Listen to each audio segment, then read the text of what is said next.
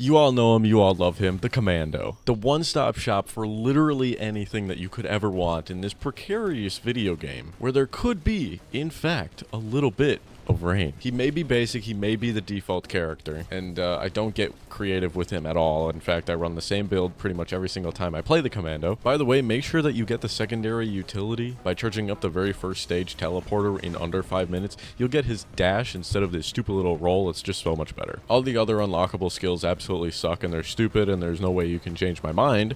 In fact, the grenade is pretty much the reason for this. I don't like the grenade, I think it's dumb. And I'm also just not a fan of the little mid-range double shot thing that happens. So, you know, I'm pretty much all default for that. I've been playing Commando the same way for 5 years. I don't think you can change my changed ways. I don't think you can. I ain't about to change nothing now. Anywho, who wants to talk about my favoriteest, most handsomest, coolest, bestest character in the entire video game? Me, I do. Let's go. All right, come on. Now we're gonna go over 3 reasons why Commando is easy and my favorite character in Risk of Rain 2. Number 1, you want to get jabbed over and over again? You like needles? The same for the weak-hearted, because I love loading up my arms with syringes. They increase your attack speed by 15% per stack. Attack speed is my absolute favorite thing to do on the Commando, and you just have a steady stream of bullets firing out at all times. It gets really fun when you get like 20 to 25 of these syringes and then you get a brilliant behemoth and every single shot that connects with anything, anywhere, anytime will explode. Just a little bit of a sidebar here, leeching seeds are an absolutely insane addition to attack speed runs. Each shot that connects heals you for 1, and if you've got shots going off every single second, you get 1 health per second. That's kind of crazy. And for each stack of leeching seeds you have, you get healed for that amount, basically equal to the amount of DPS that you're putting out. And that's really it for number 1. I will warn you, numbers 2 and 3 are basically just extensions of attack speed. Apart from the syringes, like what else gives attack speed? So the pauldrons give attack speed. After you kill like 3 or 4 enemies in a short period of time, you get a pretty good increase in attack speed. But what's a much better way to get attack speed? That's right, predatory instincts and crit. So you throw on a couple of goggles, you throw on predatory instincts, and for each crit your attack speed goes up by 12% for a max of 36 plus 24 for the amount of stacks that you have of predatory instincts, which is just a lot of mumbo jumbo. So if you have 1 predatory instinct, you crit, your attack speed goes up to 12%.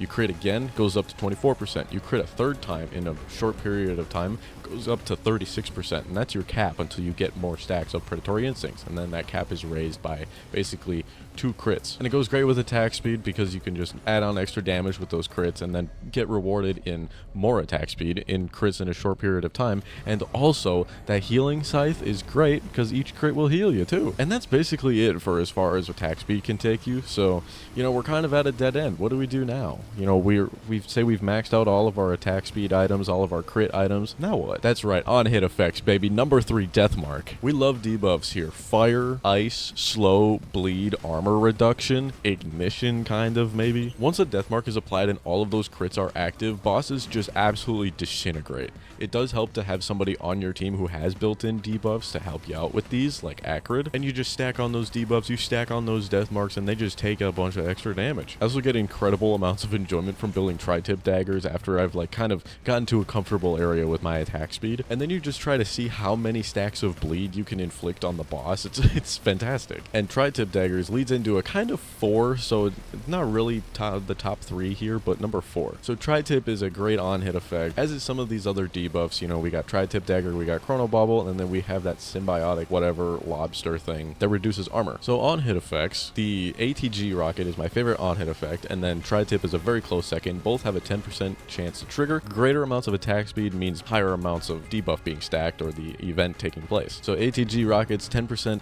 chance on hit to fire out a missile that does like 300% damage. The more you stack, the more damage the rockets do. And when you have insane amounts of DPS, insane amounts of shots being fired per second, you basically have a disposable missile launcher equipment on your back just automatically attached to on-hit effects. And then we have the molten perforator and the electric perforator. I think it's the electric perforator that just shoots down electricity or shoots out fireballs on hit. On hit, you can't go wrong with on-hit effects on attack speed builds. Well, that's really all I've got for the Commander. I hope you enjoyed this video. If you liked it, please let me know. If you want to see more from Risk of Rain 2, if you want to see me cover some other characters or do like maybe some mod reviews I think it would be fun, please let me know. I would would absolutely love to do that. But I hope you have a wonderful rest of your day, wonderful rest of your weekend, all that good stuff. I appreciate you as usual. Be sure to check out my Spotify where I post all my other VODs and currently so that you can download it, keep it in your pocket, go somewhere that doesn't have internet and you don't have any data plan.